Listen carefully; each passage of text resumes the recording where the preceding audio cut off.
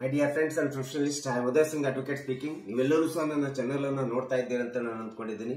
Share ಮಾಡಿ, like ಮಾಡಿ, comment ಮಾಡಿ. ಇನ್ನು ನನ್ನ ಚಾನೆಲ್ಗೆ ಯಾರು ಸಬ್ಸ್ಕ್ರೈಬ್ ಆಗಿಲ್ಲ, ದಯವಿಟ್ಟು ನೀವೆಲ್ಲರೂ ಸಬ್ಸ್ಕ್ರೈಬ್ ಆಗಬೇಕಂತ ಕೇಳ್ಕೊಳ್ತಾ ಇವತ್ತು ನಾನು ಇನ್ನೊಂದು ವಿಷಯವನ್ನು ತೆಗೆದುಕೊಂಡು ನಿಮ್ಮ ಮುಂದೆ ಬಂದಿದೆ. ಇವತ್ತು ನಾನು ಆಯ್ಕೆ ಮಾಡ್ಕೊಂಡಿರ್ತಕ್ಕಂಥ ವಿಷಯ ಅಂತಂದ್ರೆ, ಇನ್ನು ಮುಂದೆ ಯಾವುದೇ ಒಂದು ಆಸ್ತಿಯನ್ನ ರಿಜಿಸ್ಟ್ರೇಷನ್ ಮಾಡಿಸಬೇಕಾದ್ರೆ ಜನರಲ್ ಪವರ್ ಆಫ್ ಅಟಾರ್ನಿ ಕೂಡ ಕಡ್ಡಾಯವಾಗಿ ನೋಂದಣಿ ಮಾಡಿಸಬೇಕಂತೇಳಿ ರಾಷ್ಟ್ರಪತಿಯವರ ಒಂದು ಅಂಕಿತ ಆಗಿದೆ, ಆದೇಶ ಆಗಿದೆ ಕರ್ನಾಟಕ ರಾಜ್ಯದ ಒಂದು ಮಸೂದೆಗೆ.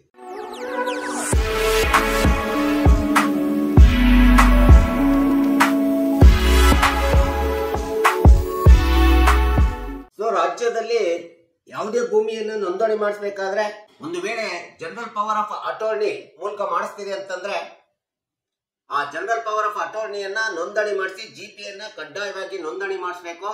ನೋಂದಣಿ ಮಾಡಿಸುವುದರ ಮೂಲಕ ಆಸ್ತಿಯನ್ನ ನೋಂದಣಿ ಮಾಡಿಸಬೇಕಂತೇಳಿ ದಿನಾಂಕ 28/7/2025 ಕರ್ನಾಟಕ ರಾಜ್ಯ ನೋಂದಣಿ ಕಾಯ್ದೆಯ ಮಸೂದೆಗೆ ಕೇಂದ್ರ ಸರ್ಕಾರ ರಾಷ್ಟ್ರಪತಿಯವರು ಅಂಕಿತವನ್ನ ಸಹಿಯನ್ನ ಹಾಕಿ ಮಸೂದೆಯನ್ನು ಜಾರಿಗೊಳಿಸಿರ್ತಕ್ಕಂಥದ್ದು ನಾವಿಲ್ಲಿ ನೋಡ್ತಾ ಇದ್ದೀವಿ. ಈಗ ಒಂದು ಯಾವುದೇ ಒಂದು ಆಸ್ತಿ ಸಬ್ ರಿಜಿಸ್ಟರ್ ಆಫೀಸ್ ಒಳಗಡೆ ನೋಂದಣಿ ಮಾಡಿಸ್ಲಿಕ್ಕೆ ಹೋದಂತ ಸಂದರ್ಭದಲ್ಲಿ ಯಾರಾದ್ರೂ ಜನರಲ್ ಪವರ್ ಆಫ್ ಅಟಾರ್ನಿಯನ್ನ ಬಳಸ್ತಾ ಇದ್ದಾರೆ, ಅದನ್ನ ಉಪಯೋಗಿಸಿಕೊಂಡು ಬೇರೆಯವರ ಹೆಸರಿಗೆ ಆಸ್ತಿಯನ್ನ ಮಾರಾಟ ಮಾಡಿಕೊಡ್ತಿದ್ದಾರೆ ಅಥವಾ ನೋಂದಣಿ ಮಾಡಿಸ್ತಿದ್ದಾರೆ ಅಂತ ಸಂದರ್ಭದೊಳಗಡೆ ಆ ಒಂದು ಜನರಲ್ ಪವರ್ ಆಫ್ ಅಟಾರ್ನಿಯನ್ನ ಕಡ್ಡಾಯವಾಗಿ ಸಬ್ ರಿಜಿಸ್ಟರ್ ಆಫೀಸ್ ಒಳಗಡೆ ನೋಂದಣಿ ಮಾಡಿಸಿ ನಂತರದಲ್ಲಿ ಆಸ್ತಿ ನೋಂದಣಿಯನ್ನು ಮಾಡಿಸ್ಬೇಕಂತೇಳಿ ಈ ಒಂದು ತಿದ್ದುಪಡಿ 1908 ಕರ್ನಾಟಕ ರಾಜ್ಯ ನೋಂದಣಿ ಕಾಯ್ದೆ ತಿದ್ದುಪಡಿಯ ಮಸೂದೆಯಲ್ಲಿ ಹೇಳಲಾಗಿದೆ. ಈ ರೀತಿ ಜಿಪಿಎ ನೋಂದಣಿ ಆಗ್ಬೇಕೆಂಬತಕ್ಕಂಥದ್ದನ್ನ ಕರ್ನಾಟಕ ರಾಜ್ಯ ಸರ್ಕಾರ ಸಹ ನೋಟಿಫಿಕೇಶನ್ ಅನ್ನ ರಾಜ್ಯ ಪತ್ರವನ್ನು ಹೊರಡಿಸಿ ದಿನಾಂಕ 29/7/2025 ದಿನಾಂಕದಿಂದಲೇ ಈ ಒಂದು ಜಿಪಿಎ ನೋಂದಣಿ ಕಡ್ಡಾಯ ಎಂಬತಕ್ಕಂಥದ್ದನ್ನ ಕಾನೂನು ಜಾರಿಗೊಳಿಸಿರ್ತಕ್ಕಂಥದ್ದು ನಾವೆಲ್ಲರೂ ಸಹ ತಿಳ್ಕೋಬೇಕಾಗಿದೆ. ಈಗ 1908 ನೋಂದಣಿ ಕಾಯ್ದೆಯಲ್ಲಿ ಒಂದು ಅಮೂಲಾಗ್ರವಾದಂತ ಬದಲಾವಣೆಯನ್ನು ತಂದ್ಬಿಟ್ಟು ತಿದ್ದುಪಡಿಯನ್ನ ಮಾಡಿ ಈ ಕಾಯ್ದೆಯನ್ನ ಜಾರಿಗೊಳಿಸಲಾಗಿದೆ. ಇಂಥ ಒಂದು ಮಸೂದೆ ಯಾಕೆ ರಾಜ್ಯ ಸರ್ಕಾರ ಈ ಮಸೂದೆಗೆ ತಿದ್ದುಪಡಿಯನ್ನು ತಂದಿದೆ ಅಂತಂದ್ರೆ ಇದರ ಮೂಲ ಉದ್ದೇಶ ಅಂತಂದ್ರೆ ಇವತ್ತು ಸಬ್ ರಿಜಿಸ್ಟರ್ ಆಫೀಸ್ ನಲ್ಲಿ ನೋಂದಣಿ ಆಗತಕ್ಕಂತ ಪ್ರಕ್ರಿಯೆ ಇರಬಹುದು ಮತ್ತು ಭೂಮಿಯನ್ನ ಕೊಡು ತೆಗೆದುಕೊಳ್ಳುವಂತ ಒಂದು ಪ್ರಕ್ರಿಯೆ ಇರಬಹುದು. ಇಂಥ ಒಂದು ನೋಂದಣಿ ವ್ಯವಸ್ಥೆ ಒಳಗಡೆ ಏನು ಭ್ರಷ್ಟಾಚಾರ ನಡೀತಾ ಇದೆ ಅದನ್ನ ತಡೆಗಟ್ಟಬೇಕು, ಡಿಜಿಟಲೈಸೇಷನ್ ಮಾಡಬೇಕೆಲ್ಲದು, ಟ್ರಾನ್ಸ್ಪರೆನ್ಸಿಯನ್ನ ತರಬೇಕು ಅಥವಾ ಪಾರದರ್ಶಕತೆಯನ್ನ ಹೆಚ್ಚಿಸಬೇಕು. ಈ ಎಲ್ಲ ಉದ್ದೇಶಗಳನ್ನು ಇಟ್ಕೊಂಡು ಇವತ್ತು 1908 ಕರ್ನಾಟಕ ರಾಜ್ಯ ಸರ್ಕಾರದ ನೋಂದಣಿ ಮಸೂದೆಗೆ ತಿದ್ದುಪಡಿಯನ್ನು ತಂದಿರತಕ್ಕಂಥದ್ದು ನಾವು ನೋಡ್ತೀವಿ. ಅಷ್ಟೇ ಅಲ್ಲದೆ ಜನರಲ್ ಪವರ್ ಆಫ್ ಅಟಾರ್ನಿಯನ್ನು ನಾವು ಇಷ್ಟು ದಿನ ಯಾವುದೇ ಒಂದು ಆಸ್ತಿಯನ್ನು ನೋಂದಣಿ ಮಾಡಿಸುವಂತ ಸಂದರ್ಭದಲ್ಲಿ ಸಹಜವಾಗಿ ನಾವು ವಕೀಲರ ಹತ್ರ ಅದನ್ನ ಮಾಡಿಸ್ಬಿಟ್ಟು ವಕೀಲರ ಮೂಲಕ ನೋಟ್ರಿಯನ್ನ ಮಾಡಿಸ್ಬಿಟ್ಟು ಆ ನೋಟ್ರಿಯ ಮೂಲಕವೇ ನಾವು ಜನರಲ್ ಪವರ್ ಆಫ್ ಅಟಾರ್ನಿ ಮೂಲಕ ಒಬ್ಬರ ಆಸ್ತಿಯನ್ನು ಇನ್ನೊಬ್ಬರ ಹೆಸರಿಗೆ ನೋಂದಣಿ ಮಾಡಿಸ್ತಕ್ಕಂಥದ್ದು ಸಹಜವಾಗಿ ನೋಡ್ತಾ ಇದ್ವಿ.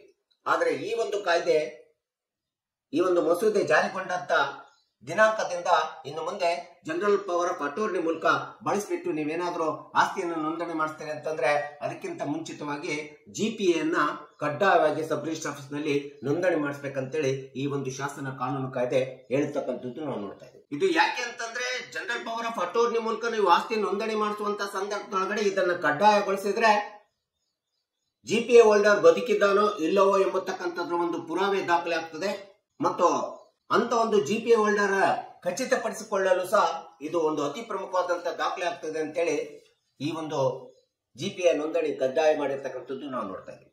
ಇಂಥ ಒಂದು ಜನರಲ್ ಪವರ್ ಆಫ್ ಅಟಾರ್ನಿಯನ್ನ ಕಡ್ಡಾಯವಾಗಿ ನೋಂದಣಿ ಮಾಡಿಸಬೇಕು ಆಸ್ತಿ ನೋಂದಣಿ ಮಾಡುವಂತ ಸಂದರ್ಭದಲ್ಲಿ ಅಂತೇಳಿ ಯಾಕೆ ಈ ಶಾಸನವನ್ನು ತರಲಾಗಿದೆ, ಈ ಒಂದು ಶಾಸನದಿಂದ ಆಗುವಂತ ಸೂಕ್ತ ಕ್ರಮಗಳೇನು, ಅನುಕೂಲತೆಗಳೇನು ಅಂತೇಳಿ ನಾವು ನೋಡ್ತಾ ಹೋದ್ರೆ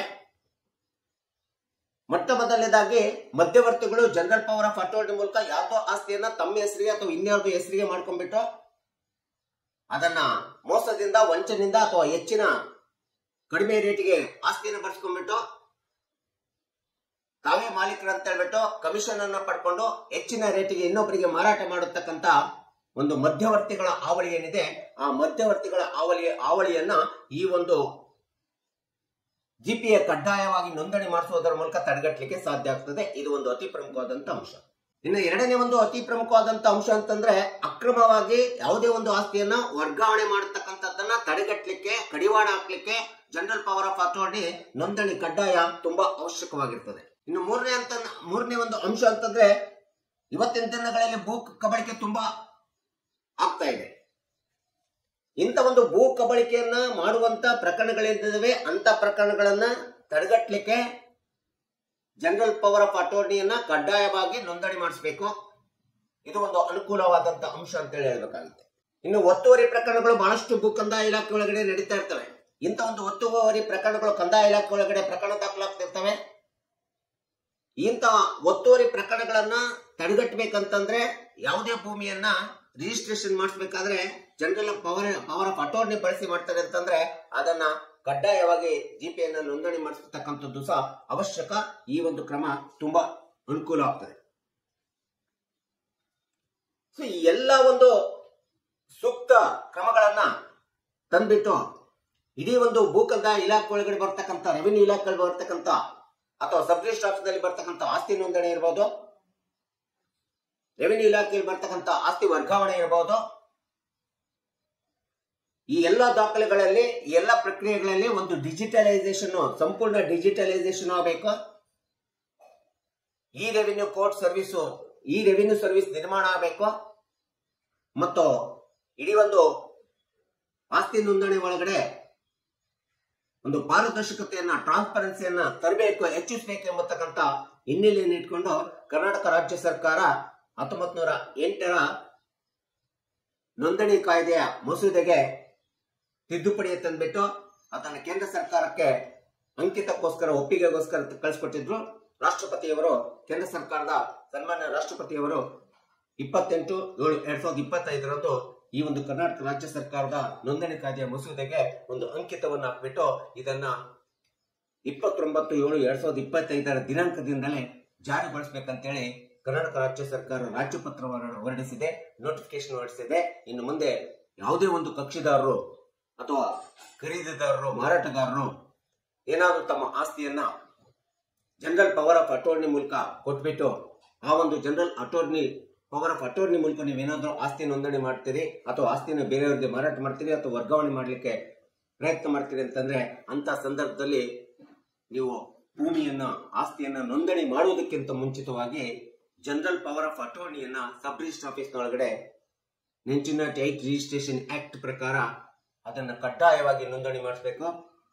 ಜಿಪಿಎ ನೋಂದಣಿ ಆದ ನಂತರ ನೀವು ಯಾರಿಗೆ ಬೇಕಾದ್ರೂ ಕೂಡ ನಿಮ್ಮ ಆಸ್ತಿಯನ್ನ ನೀವು ವರ್ಗಾವಣೆ ಮಾಡಲಿಕ್ಕೆ ತುಂಬಾ ಅವಶ್ಯಕತೆ ಆಗ್ತದೆ.